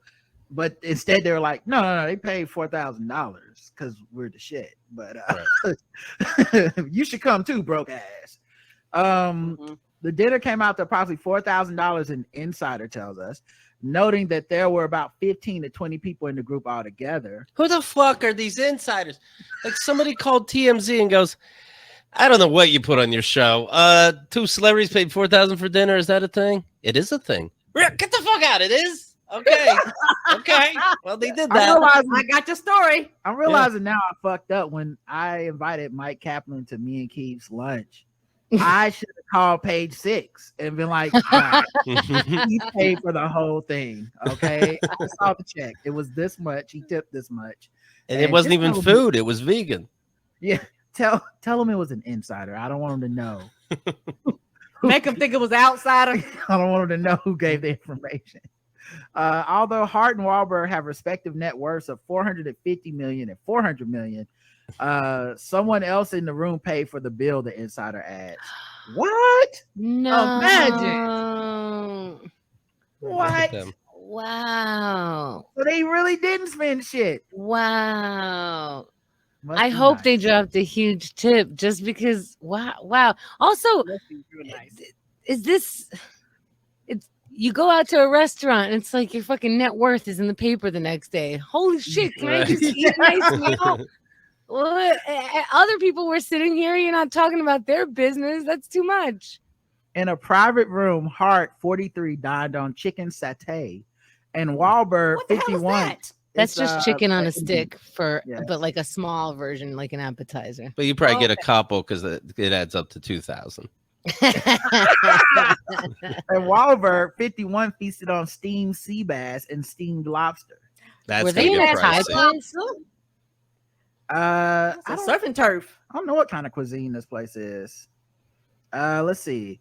So the Boogie Night star is letting loose, even though he has a strict exercise and diet regimen. He posted on Instagram last Friday. He was again at Say Less, where the drinks were flowing, and he enjoyed his new tequila, Flecha Azul. No joke, it really is. Like I guess SEA is probably it's Asian. It's probably a pun on some kind of Asian food, but it does have a woman on the outside giving the symbol, like secrets are inside. Wow. Yeah. Well, yeah. It's cool too because like that's definitely a black slang term that they appropriated. So it's like hitting all the marks. You know what I mean? Say Less is like, I'm gonna take care of it. Don't worry about it. Okay. And they were like, what if we spell it differently and make it Asian? Okay. then we only serve the whites. We're getting all the during their dinner with Hart 3 days later, the Wahlberg dinner, the pair also enjoyed some of the Mal 22 stars booze. I love when they throw the movies in there. Oh yeah, this is more this is press for the movie. It's like, hey, remember these guys? They're rich. You like them. They went out. Somebody likes them so much they didn't even have to pay for their food. It wasn't even the actual restaurant. Remember how much you like them? Hey, there's a movie coming out. Remember how much you like the movie coming out? They're rich. You like rich people. Drink that tequila. And also I love when it's like not a good movie. You know what I mean? Because like they've done so many movies, you probably can name a couple that like everyone would know and be like, oh yeah, I remember Boogie Nights. And they're like, the Mile 22 star. I'm like, no one saw that one. Mm-mm. That was Nobody. the shitty one. I thought there was only 8 miles in that movie. Different white. But I like how we got the thumbs up. it's really good. She gave herself thumbs up. She's like, I knew a movie. References. Lizzo. Okay, I know who Lizzo is. Lizzo wants to get in the middle of Kourtney Kardashian and Travis Barker's PDA. Explain. So you may know Kourtney Kardashian and Travis Barker as the couple that looks slippery. I see that. They seem greasy, yeah. And so they've been going around doing a lot of like inappropriate quote unquote PDA. Oh, those two. Yeah. Yes. Live They your look life. like- That's fine. Like they definitely, and like they're definitely trying to be known as the couple that does too much, because like the leaks of their press is all like, we drink each other's blood, or you know, we fucked in that bathroom, or something like that. So they are like the like almost pornographic sexy couple. And yeah, Lizzo said she wouldn't mind getting all up in the middle of that. Oh, that's nice. And I mean, is that She said, let me get in the middle of that, when she was on Watch What Happens Live with Andy Cohen. and that means in a like she went in a good way for her, right? She doesn't mean I gotta stop this ridiculousness. She but wants to be. Isn't that like it sounds like she's as they're walking down, she's like, let me get in the middle of that. Yeah. Hey, yo, smile a little. Let me get in the middle of that. They're all famous enough, you know what I mean? Yes. Like where this could happen. She goes, I would like to fuck with this. Yeah. Yes. Literally. Yes. Yeah. I want to be the roast beef in the middle of that white bread, if you know what I'm saying. I sat next to them at the Met Gala and I fully enjoyed it. So it's about damn time they called me. Now imagine a dude saying this, going like, I want to get in the middle of that. You know, it's a little sexual harassy. Like, come on. but that is the last double standard that we have, right? It's the like, have you ever watched a morning show when like a hot guy comes on? It's like Kathy Lee and Hoda or something. They're like basically like, I will fuck you. Like it's like, what? More wine. Yeah. Yes. Coming up next, we're gonna talk about the Me Too movement and the next person that fucked up. But after that, the guy from Tonga is coming on from the Olympics, and we're gonna both suck his nipples and do shots off his fucking chest. And like, that's the thing. At best, they're just being corny old women. Yeah. And at worst, you are sexually harassing your guest with your tongue on the floor. It's fucking weird. You gonna take out your dick next? Yeah, it is funny. It's our last double standard. Like, you know what I'm saying? But I get it. You know what I mean? That's in 10 years, they're gonna want to take those episodes down. Oh, for sure. Yes, for sure. Look at him. We're like, I remember like this is how fucked up it is though. Kit Harington, the guy who plays Jon Snow, he's like, yo, he talked about that. So I'm such a heartthrob character on the show that I'm getting harassed and people are doing inappropriate shit and fucking interviews. All these women are asking me about fucking me and shit, and I think it's kind of fucked. It's too much, and people are like, "Oh, shut the fuck up!" They did. They went at him. Shut the fuck up! I remember that. You handsome bitch. You better get out there and get some. Like it was so. Yeah. Like he was married and shit. And they were like, it don't matter. Let her grab your dick. Stop being a little bitch, boy. Like we are not as evolved as we like to think we are. No, we are not. No, it's very uncomfortable, and it's just like, oh, us. We're so harmless. Women are savages too. I don't know why people think that that's just a male thing. Like, no, women can be like, yes, I want to do some things too. I blame the mimosas. You know, you're drinking mimosas that early in the morning. Somebody's getting they're like 9 o'clock. Yeah. They lit. You mix that with an Advil. Oh yeah. The good news is they'll pass out in their green room right after the show. They're not gonna. That's some Cosby shit. Then what are we talking about? It's too much. But No, they do it to themselves. Yeah, they do it to them. They don't give him the mimosa. No, they drink the mimosas. They drink the mimosas, and then they're like, "I would fuck you, tungsten Olympic man." And then by the third hour, they're just like, "I'm gonna fall asleep." I'm like, that's fine. But yeah, someone they also tried to catch Lizzo slipping in this interview by asking her about Kim Kardashian allegedly damaging Marilyn Monroe's dress, which supposedly didn't happen. According to the people that keep the dress, they said that was a lie. But wait, you're gonna interview me and ask me about some other woman's dress? What is this? That's trying to catch weird. Yes, it is Hollywood. Because they want her to be like, yeah, that was terrible. And then the headline would have been, instead of she wants to fuck Kim Kardashian's sister and her husband, it would have been Lizzo says Kim Kardashian should be canceled or whatever. It'd be funny. Lizzo goes, you know what? Good. Fuck that dress. So she didn't, instead of answering it with a serious answer, she said, "There's people dying, Kim," which is a quote from Kourtney's infamous response to Kim losing her diamond earring in the ocean in 2011. So she's a fan of Keeping Up with the Kardashians. Good way to turn it. And they asked did her and Rihanna talk about business, and she said, "My conversations with Rihanna are more sexual, I guess. We are always giving it to each other. We don't talk about work." So Lizzo's out here ready to fuck, dog. That's all. She was letting y'all know. She's definitely letting us know. She's confident. She's confident. We love to see it, okay? You love to see it. You love to see it. I was talking to my white friends about this. You love to see it. You do. Just like good for them. Brad Pitt wears a skirt at the Bullet Train premiere and shows off his tattoos. Oh, shit. Good for him. Good for him. I'll see it now. Skirt or a kilt? You love to see the leg, a little leg showing. It's almost unfair because I honestly, this feels more like a challenge, as he's like, how handsome am I? I'm skirt wearing handsome. Ain't nobody gonna say shit. They are not. And he's right. Yeah, but if women on the red carpet could wear that loose fucking chill dress, that's not a red carpet dress, sir.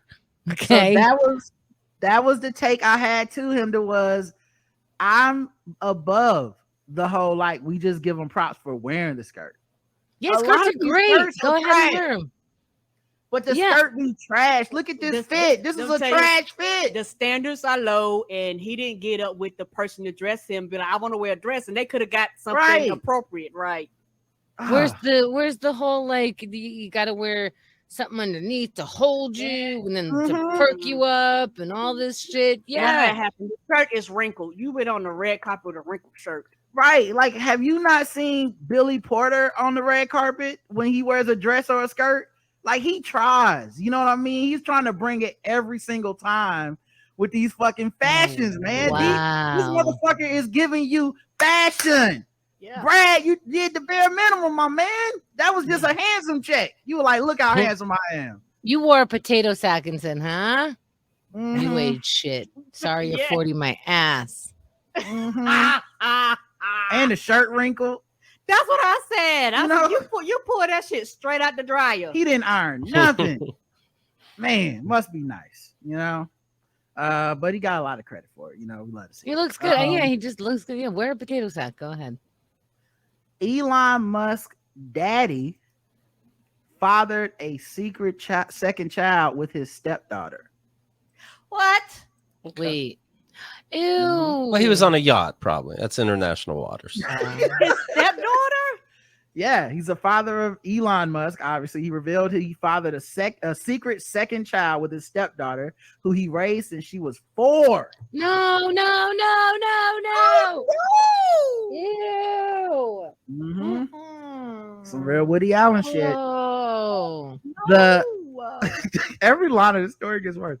The 76-year-old welcomed a baby girl with his 35-year-old stepdaughter.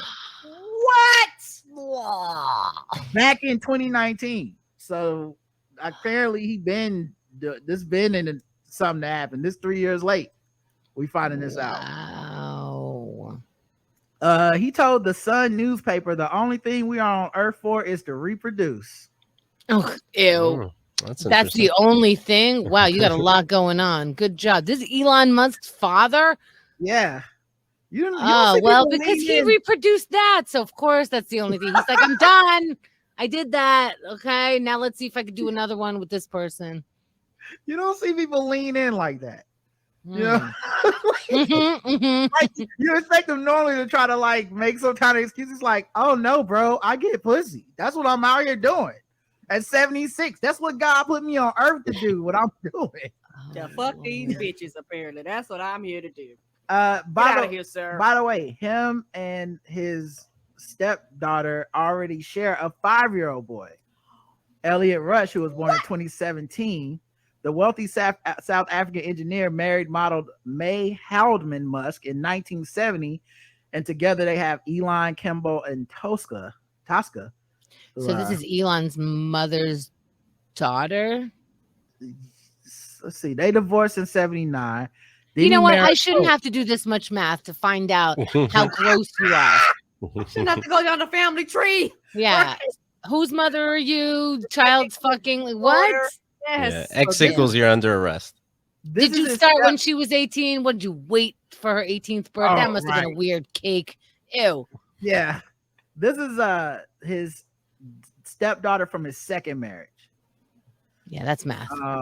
So he married this woman that already had 2 children, including Jana, and then he said he later divorced her after they were together for 18 years. He admitted his kids were shocked about the news of him dating and fathering kids with Jana. They still don't like it. He admitted in his new interview. They still feel a bit creepy about it because she's their sister, their half sister. You know what's the craziest thing about this? Again, talking to my white friends. Yeah. He has an opinion on the Marilyn Monroe dress. Yeah. And also, he should be ashamed. Kim Kardashian. He also revealed that him and Jana are no longer together due to the 41-year age gap. In the last visit, he said the kids were starting to get on my nerves. Stop it. What? He's living a real life. Good for you. He's like, I don't have to lie about anything. This is low-key one of the greatest interviews I've ever heard in my life. Because it's like the inner monologue of an evil person, but they never say it. Right. But he just saying it. Like, I didn't even know you could do that. Yeah, because we're asking him a question, going like, go ahead, gaslight us. And he's like, no, I hate kids. They're stupid and they're annoying me. Thank you.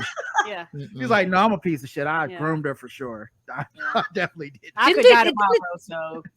Didn't it say the kids were surprised the parents divorced after 18 years? I'm like, well, that's the legal age. That's when you divorce. Right. The kids turned 18. What am I still doing here? This one's ready. Sarah Jessica Parker. Yes. You may know her from such hits as Sex in the City. I also might not, though. Just saying. And the one after, and the movies. And more Sex in the Cities. and then the new show without the one that be fucking everybody on it. Sarah Jessica Parker asked fans to stop calling her gray hair brave. I can't though. I can't stop. Can't stop, won't stop. It's brave, it's a move, and I can't quit talking about it. Sorry, Sarah. I gotta respect it. I'm gonna keep talking about it. It's a bold choice. I think it's wonderful. It lets people that don't have a choice know it's just fine. And I'm going to keep shouting it. I'm sorry. Sarah, you are brave and a real go-getter. And I think it's wonderful. And thank you. As a bald man, I want to say I think it's fucking fantastic. Thank you. She has Keith's foot. In an interview this Thursday, she's like, you want to call me brave? Wait till I stop wearing makeup, okay? I'm still getting my hair done, okay? Wait till I get my socks at the county fair. Yeah, exactly. In an interview this Thursday with Allure, the And Just Like That star, 57, opened up about what aging means to her and reacted to the photo of her sporting gray roots that went viral last year. It became months and months of conversation about how brave I am for having gray hair, she told the magazine. I was like, please Please applaud someone else's courage on Please something. give me a break. Just poor thing's just trying to eat at, Say Nothing, the fancy restaurant. Is that Sarah Jessica Parker right here? like they push a U.S. veteran out of the way. Excuse me. Oh my God, you are so brave. Where do you get the courage to leave the house? You know what, Rod? I meant to tell you how brave you were. I you. see the gray in your beard, and none of us threw up, so I think we're brave too. Listen, I went to the store today, okay, and I wore a mask in there, but you could see some of this, and you're not covering it up. I have some streaks. I'm streaking brave. That man, how dare you? Like where do you get the audacity to? From age, ironically. Meanwhile, if she dyed her hair, we'd all be like, she's clearly dyeing her hair, right? I mean, what's right, yeah. Oh, you're so young. Yeah. Oh, she's had some work done, right? Right. Yeah. Can I live? Thank you. But yeah, she said, very brave, Sarah Jessica. You were so brave. She said people were telling her on the you're the greatest. I'm starting to think I'm making all this up. That's what I'm starting to think. They wouldn't. I can't even get. I'm trying to get my car out of parking, and anyway, brave, so brave. Like sure, in Hollywood, brave. You're so brave. Just don't gain any weight because you do not hold that amount of bravery in Hollywood. Honestly, just the fact she hadn't got like the cat face makeover is already like a brave. Like what that really means is like it's a good Southern bless your heart. You know what I mean? Yeah. It's not a real genuine like brave. It's like I couldn't be me. I would have got the surgery. I would have dyed my hair. But you're so brave, Sarah. You don't give a shit. That's fantastic and free. Yeah. Must be freeing. Yeah, it's very much saying like, oh, that's so nice that you don't mind looking like that. Yes. I am okay with it. It's so good to see you obviously don't give a fuck. If you like it, I love it. Yeah. So look at you. Naturally, you're just gorgeous. That's the word I was looking for. I want that. I'm going to dye my hair gray because that's how brave I am. Do you want to know my hair coloring number? Yeah, I got it. Thank you. Yeah, that's very good. That's pretty great of you. So you think about going gray too? It's just good. I can't nail it like you nailed it. Yeah. You know? Oh, you're gray. I can't put it off like you. Martin Sheen regrets changing the name that he passed down to him by his Spanish immigrant father. The star later advised his son Emilio Estevez to keep his birth name when he became an actor. Martin Sheen, the dad, wishes that he named them all Estevezes. You can still do it. Not for nothing, then do it now. Yeah, he didn't change his own name to Martin Estevez either. Right. Like, because he could change his name right now and be like, guys, from now, Thandie Newton just did this. Thandie Way is what she goes by now. She just changed her name. She's, she's an established actress, and she's like, I don't do that no more. So technically, he could change his name, but he's like, I'm not that brave. We called fucking Puffy, P. Diddy, we called J-Lo, Bennifer. We call you whatever you want. Right. And he was like, but for real though, not for real. He was born Ramon Antonio Gerardo Estevez. Sheen. I'm gonna go with Sheen. I gotta say, if we're being honest, probably wouldn't have made it in Hollywood with that name. You know, we don't have to use all 7 names. Also, I'm just saying. At the time he was coming up, he was like, they were like, "Sir, you got the part. What's your name?" He's like, "I got a decision to make." All right. I mean, there's a reason why we call the show Keith and the Girl, because every time somebody tries to say Chemda, I cringe a little bit. I'll just be the girl. You know what? He needed to wait for search engines. Like, you know what I mean? Like, that's the dope part about having like a name that's different is you can get the .com and shit. You get the first motherfucker on Twitter with that name. And unfortunately, he was born before the internet. So he was like, I got to go by a white name. I'm going to just try to pass. He's 81 years old. And he revealed erasing any trace of his Spanish immigrant father's last name was something he was persuaded to do when he didn't have enough insight or even enough courage to oppose the decision. That's one of my regrets. I never changed my name officially. It's still Ramon Estevez on my birth certificate. It's on my marriage license, my passport, driver's license. Sometimes you get persuaded when you don't have enough insight or even enough courage to stand up for what you believe in, and you pay for it later. But of course, I'm only speaking for myself. And thank you for the interview, Martin Sheen. You're welcome. Click. I get it though. Both my brothers changed their names just to make life easier in the US, you know, and I didn't. And now, you know, there's no titles with my name on it because it's too hard for everybody here. So I get like wanting to give everybody like, just say my name because I'm trying to get into this. Just say the name. So me having to like make you pronounce it right and whatever when I'm just trying to like get a name out there. I totally get it. We podcasted for 17 years. I'm not convinced what her name is. Yeah. It's too late to ask. Yeah. I just love when you have big fans of the show who are guests and they go, Chemda. Chemda. That's another one. Yeah. Chemda. You know.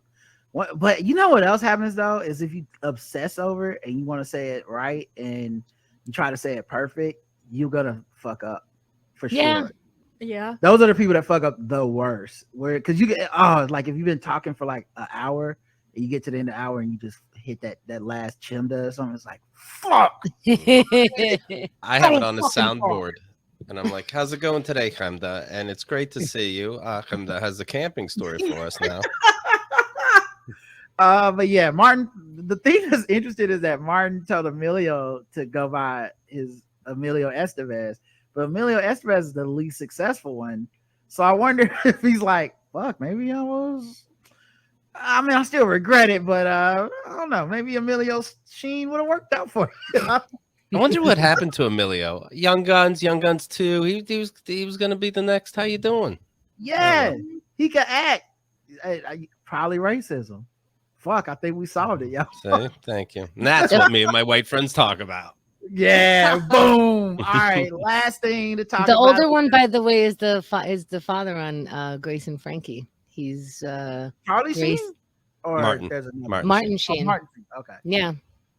Good for him. You know, you love to see him. Isn't it funny how like when someone's old and they're an actor, we're like, yo, he's doing it. Love to see him. Don't give up. But if they the president, we like, you old motherfucker, get your ass on. Stop. You old. You too old to be doing this shit. Well, if you can't read a teleprompter, you're not acting well. We're like, this is important. Right. Oh man, it's just funny. All right. Please vote, everybody. I don't want to be a slave. All right, let's vote. let's get to the final thing. Sword ratchetness. Mm-hmm. It's a long sound effect. Just let it play.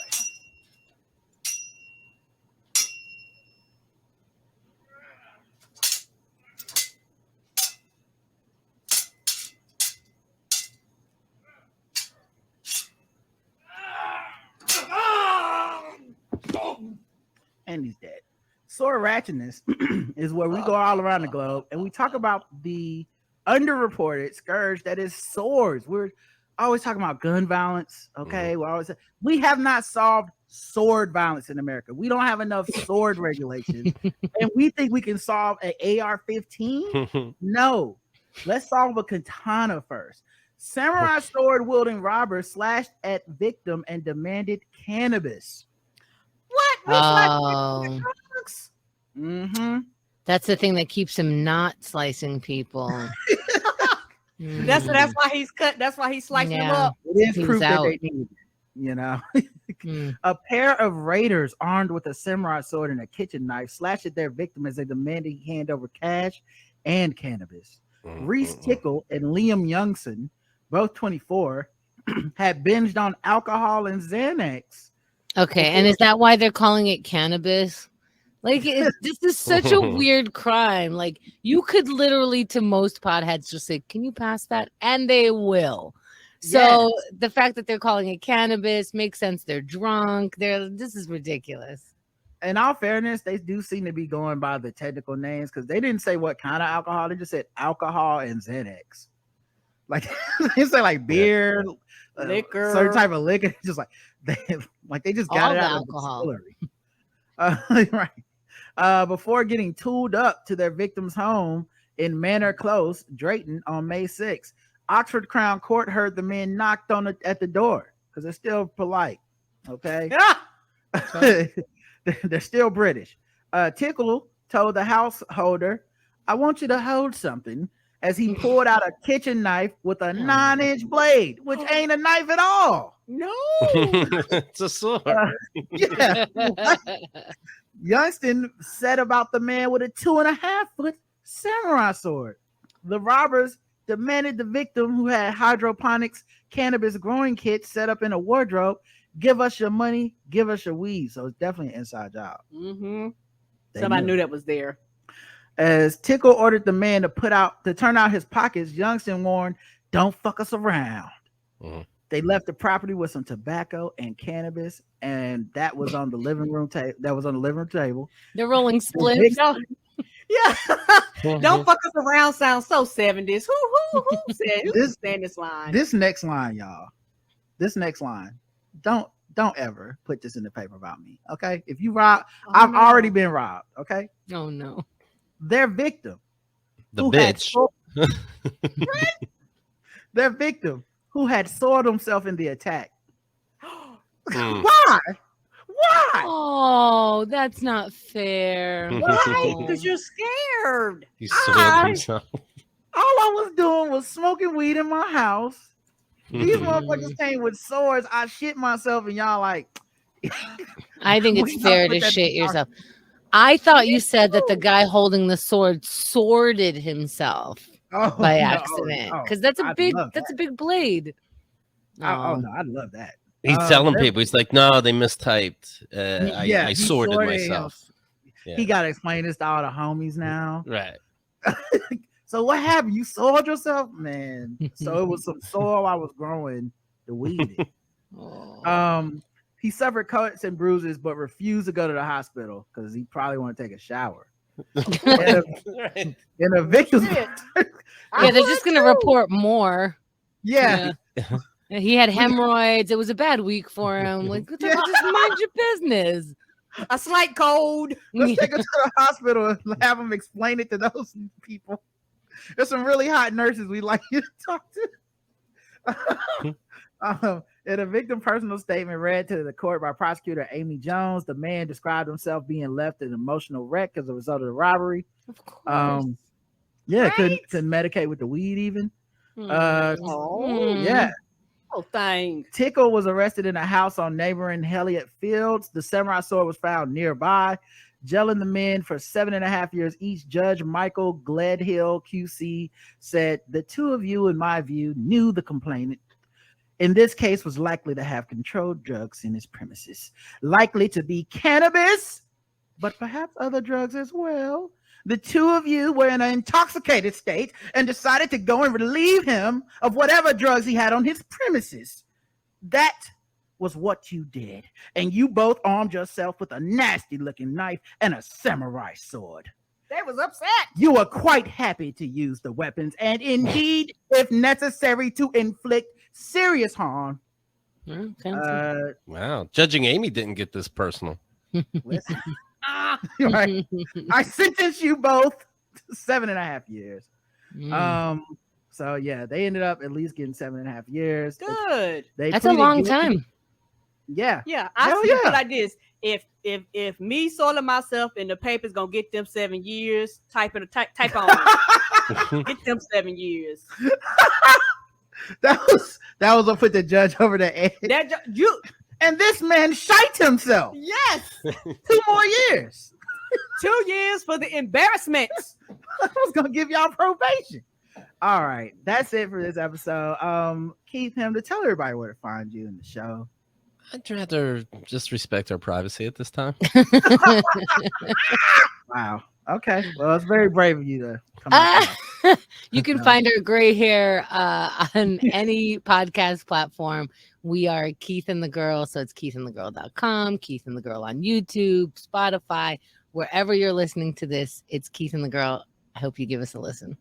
Yep. Yay! And at the end of the show, y'all don't have to send us no notes, and you don't have to send no emojis that fuck everything up, because I did not know that emojis fucked everything up. Next time I would just type flame emoji, the word flame emoji. So I said something about Karen's grammar. Like, does it bother you that when you do this last week VIP show that we have, that sometimes I fix things? Does it make me look like an asshole? And she goes, no, that's good. Keep doing that. And then the next thing she sent has emojis in it. Like, that's how computers work. I mean, I'd like knowing, it's fun to know you're on the toilet writing your show notes, but I did not know. You love to see it. All right, guys. We'll be back tomorrow. Thanks for listening. Check us out everywhere you get podcasts. Until next time, I love you. I love you too. Mwah.